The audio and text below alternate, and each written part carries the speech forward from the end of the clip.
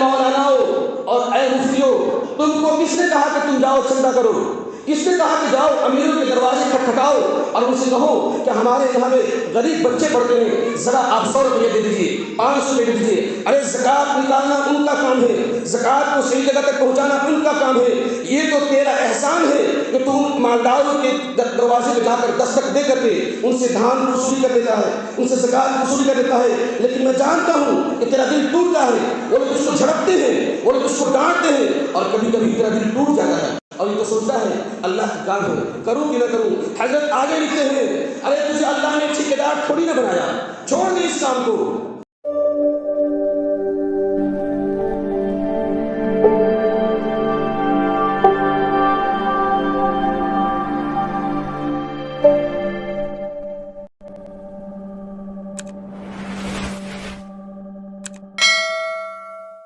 السلام علیکم ورحمۃ اللہ وبرکاتہ۔ محترم بزرگان دین، درود شریف پڑھ لیجیے۔ اللہم صلی علی محمد وعلی آل محمد کما صلیت علی ابراہیم وعلی آل ابراہیم انک حمید مجید۔ اللہم بارک علی محمد وعلی آل محمد کما بارکت علی ابراہیم وعلی آل ابراہیم انک حمید مجید۔ نبی اکرم صلی اللہ علیہ وسلم کا نام آج اس دنیا میں اگر باقی ہے، زندہ ہے، نبی اکرم صلی اللہ علیہ وسلم کی پہچان اگر اس دنیا میں باقی ہے، لوگ اس کو سمجھتے ہیں، جانتے ہیں، چرچا کرتے ہیں۔ نبی اکرم صلی اللہ علیہ وسلم کی نشانیاں، نبی اکرم صلی اللہ علیہ وسلم کے اقوال، نبی اکرم صلی اللہ علیہ وسلم کے افعال، نبی اکرم صلی اللہ علیہ وسلم کے اخلاق، نبی اکرم صلی اللہ علیہ وسلم کے کردار، نبی اکرم صلی اللہ علیہ وسلم کی گھریلو زندگی، اور نبی اکرم صلی اللہ علیہ وسلم کی باہری زندگی، نبی اکرم صلی اللہ علیہ وسلم کی سیاسی زندگی، اور نبی اکرم صلی اللہ علیہ وسلم کی سماجی زندگی۔ غرض کہ میرے نبی کی اگر زندگی اور میرے نبی کے اگر افعال، اقوال، اخلاق، کردار، یہ سب کچھ باقی ہے، یہ زکوٰۃ دینے والوں کی برکت سے باقی نہیں ہے، یہ صدقہ دینے والوں کی برکت سے باقی نہیں ہے، یہ نفل نماز پڑھنے والوں کی برکت سے باقی نہیں ہے، یہ تسبیحات گننے والوں کی برکت سے باقی نہیں ہے۔ یہ سب دین کے کام ہے، اس کا انکار نہیں ہے، لیکن نبی کی عظمت اگر باقی ہے، نبی کی اگر شان باقی ہے، نبی کی صبح باقی ہے، نبی کی شام باقی ہے، نبی کا دوپہر باقی ہے، اور نبی کے ازواج مطہرات کی زندگی اگر باقی ہے، تو یہ صرف اور صرف سنت ہے، اور یہ برکت ہے مدارس کی، اور یہ برکت ہے صفہ کے اس چبوترے کی، جو آج بھی مدینہ منورہ کے اندر مسجد کے جو چبوترا ہے وہ سب سے اونچی جگہ پر ہے۔ یہ باقی اس لیے دین کے کام بہت ہیں، لیکن دین کی بنیادی کام وہ مدرسوں سے شروع ہوتا ہے، مدرسوں سے شروع ہوتا ہے۔ ایک بہت بڑے عالم ابھی نگر کے آئے تھے، مولانا انوار اللہ فلک صاحب، انہوں نے ایک بات کہی، علماء کرام کے بیچ میں پورے ہمارے شریعت کی وقت آئی تھی، عوام بھی بیٹھی تھی، اور کہیں جانتی ہو تم لوگ مدینہ کی مسجد میں آج بھی ایک جگہ تھوڑی سی اونچی ہے، وہ جگہ کون سی ہے؟ وہ جگہ صفہ کے وہ چبوترے ہیں، وہ مدرسہ ہے جہاں پر بیٹھ کر میرے نبی سبق پڑھایا کرتے تھے۔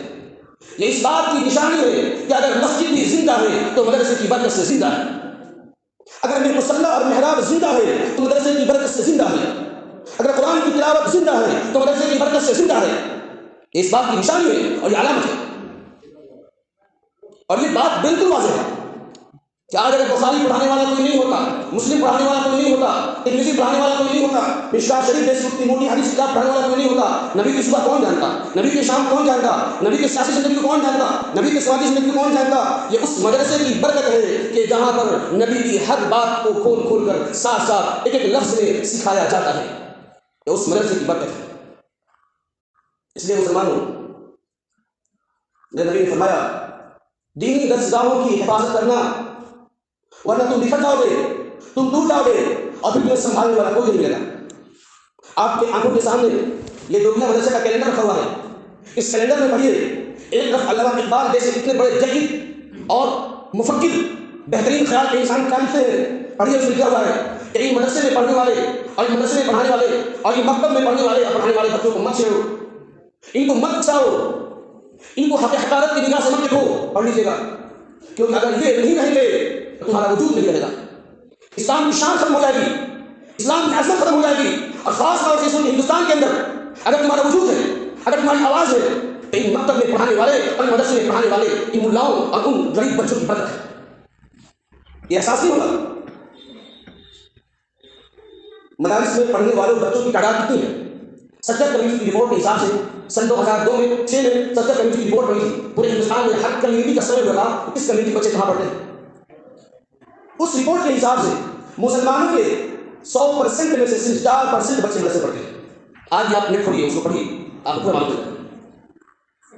اور میرے استاد سے ڈائریکٹلی میں پڑھتا تھا، انہوں نے کہا تھا کہ بچوں تم کو اس بات کی فکر کرنی چاہیے کہ ہم مدرسے میں پڑھنے والوں کی تعداد صرف 4% ہے۔ 96% مسلمانوں کی تعداد اسکول میں جانے والی ہے، صرف 4%۔ اور آگے سنیے گا، حضرت نے کہا تھا کہ ان 4% میں 3% بچے وہ ہیں، 3.5% جن کے گھر میں کھانے پینے کی نہیں ہے۔ وہ اپنے بچے کو کیا کرے، کہاں بھیجے؟ 4 بچہ ہوگا، 3 کم سے کم بھیج کے جاؤ، وہیں پر کھاؤ پیو، کپڑا وپڑا مل جائے گا، بچے کی زندگی بسر ہو جائے گی۔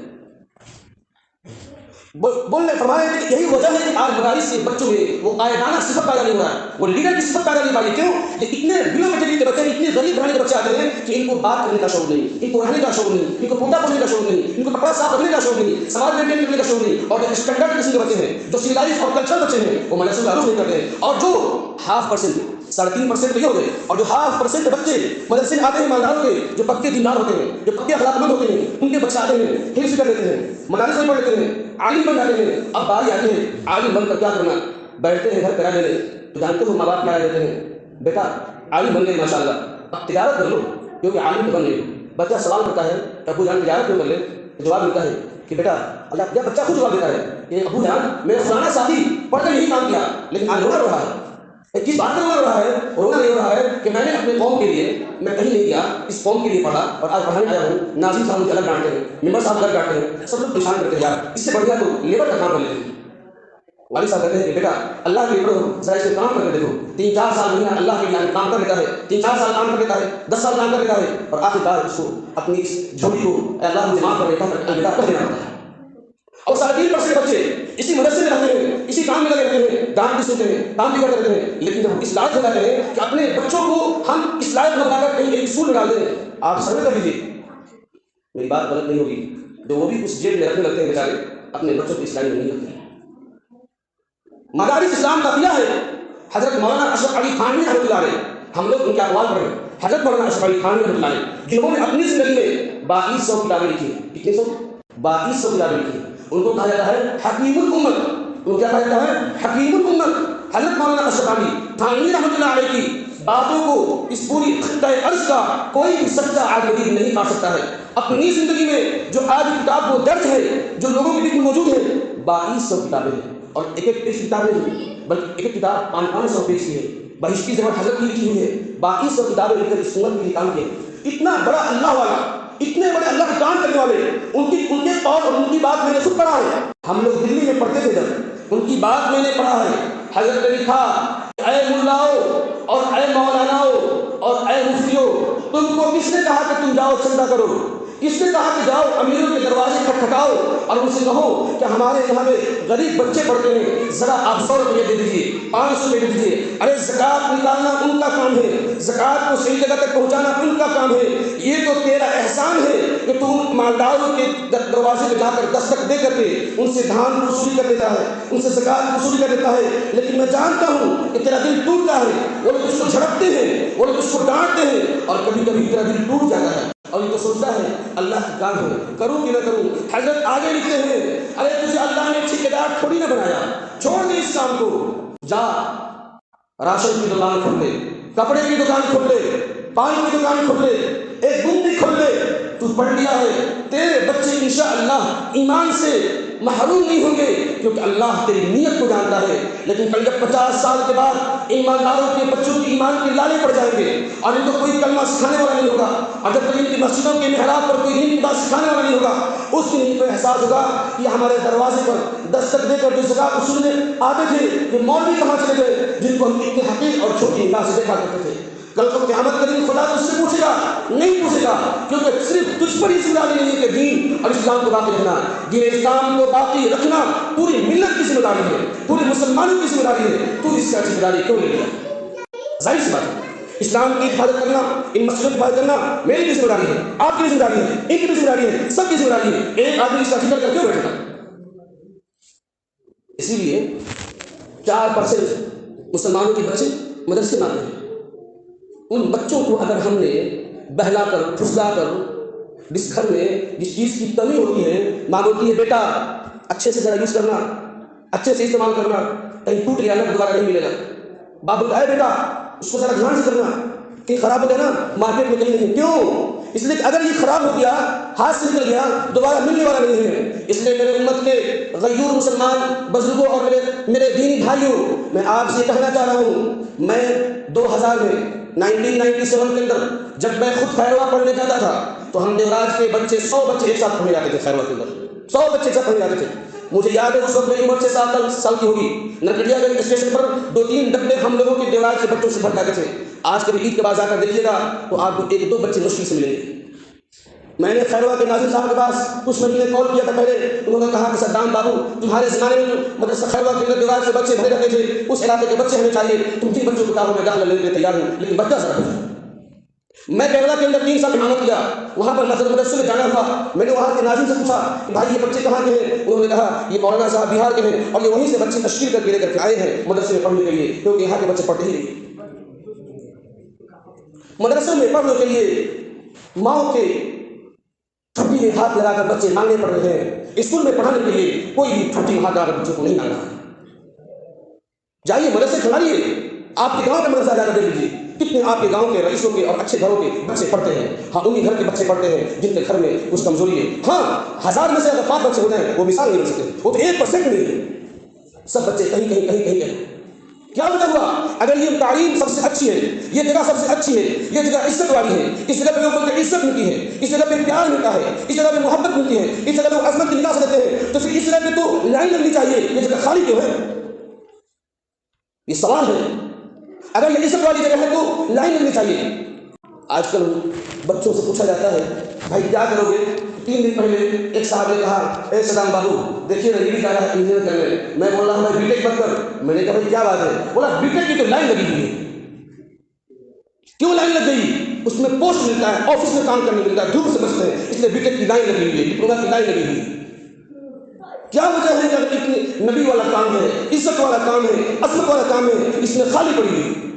اور اگر مسجدوں میں کوئی ہے جا کر دیکھیے، دیوراج کی مسجدوں کا حال دیکھیے، آپ کو صحیح سے ایک مؤذن صاحب نہیں ملیں گے جو آپ کو امام صاحب کے غائبانہ میں نماز پڑھا سکے، سورۃ تراویح پڑھا سکے، جن کی صورت صحیح ہو، جن کے اذان کے کلمات صحیح ہو، جو دین کے بارے میں کھڑے ہوकर کچھ بات کر سکے، جو سماج سے پورے ریٹائرمنٹ، جن کو بیٹے کی ضرورت نہیں، وائف کی ضرورت نہیں، گھر کی ضرورت نہیں، ان کو لوگ داڑھی میں ہاتھ رکھ کر کہتے ہیں آئیے نہ کم سے کم مسجد کو دیکھ بھال کیجیے گا۔ یہ حالت ہے اس امت کی۔ اور ہم لوگ سبیہ میں بیٹھے ہوئے تھے، ایسی امام صاحب کی میٹنگ ہو رہی تھی تو بات چلی کہ بھائی سبیہ پورے دیوراج کے اندر امام ہمیں ایسا رکھنا ہے ہماری مسجدوں کے اندر جو کم سے کم مسجد کے مسائل کو جانتا ہو۔ ایک مولانا صاحب کھڑے ہوئے کہیں کہ ذرا آپ لوگ رائے کر دیجیے، ایک ایسا امام جو پورے مسائل کو جانتا ہو، ان امام کی خدمت گزاری کون دے گا؟ سب لوگ سب سے کر لیے۔ اس امام کی خدمت گزاری کون دے گا؟ سب لوگ سب سے کر لیے۔ مسائل بھی جانتا ہو، مفتی صاحب ہو، مولانا صاحب ہو، حافظ صاحب ہو، اچھی آواز ہو، اچھے اخلاق والے ہو، سماج میں لڑائی جھگڑا نہ ہو، سب کچھ ہو، ان کی خدمت کون کرے گا؟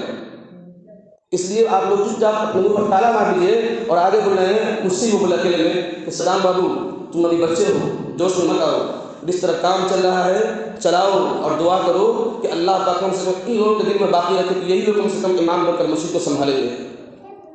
کہ ان کو بھی خود بات کریں گے، سوال کریں گے کہ بھائی جاؤ تم اور مسئلہ پڑھو اور جو ہے نا کتاب پڑھو، تو کل یہ بھی حضرت کچھ ہو جائیں گے، پھر ہماری مسجدیں خالی پڑ جائیں گی۔ یہ حال ہے۔ اس لیے میں صاف طور پر آپ اللہ سے کہنا چاہ رہا ہوں کہ جس چیز کی کمی ہوتی ہے اس کی حفاظت ہمیں کرنی ہے۔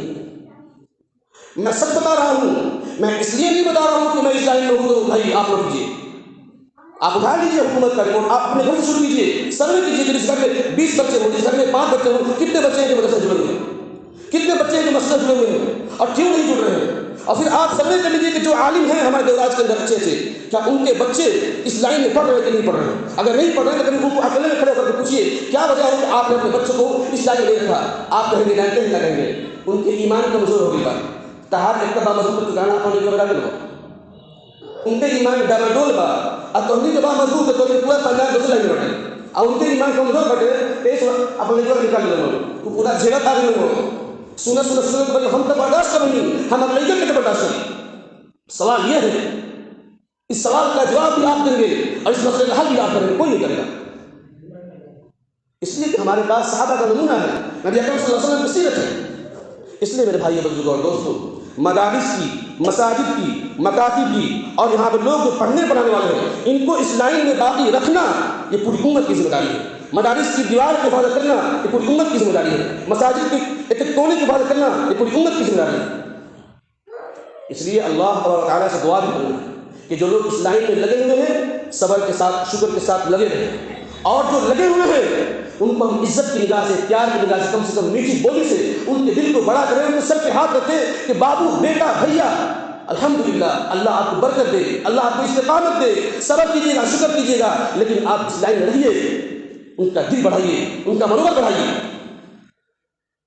तब जाकर के इंशाअल्लाह ये इस्लाम के किले बचेंगे। अल्लाह से दुआ है कि अल्लाह पाक तमाम मदारिस की हिफाजत फरमाए, मसाजिद की हिफाजत फरमाए, मकातिब की हिफाजत फरमाए। वरना हिंदुस्तान के पार्लियामेंट में हर 2 महीने पे एक ही आवाज़ उठती है, कहीं मदारिस को बंद कर दिया जाए। आसाम के असेंबली के अंदर ये आवाज़ उठ गई कि अब मदारिस के अंदर दूसरे धर्म की किताबें पढ़ाई जाएगी, कल किसी और संसद में आवाज़ उठेगी, हर तरह से आवाज़ उठ जाएगी, हमारे मदारिस जो हमारे हाथ में वो भी हमसे निकल जाएंगे, फिर हम कहीं के नहीं रहेंगे।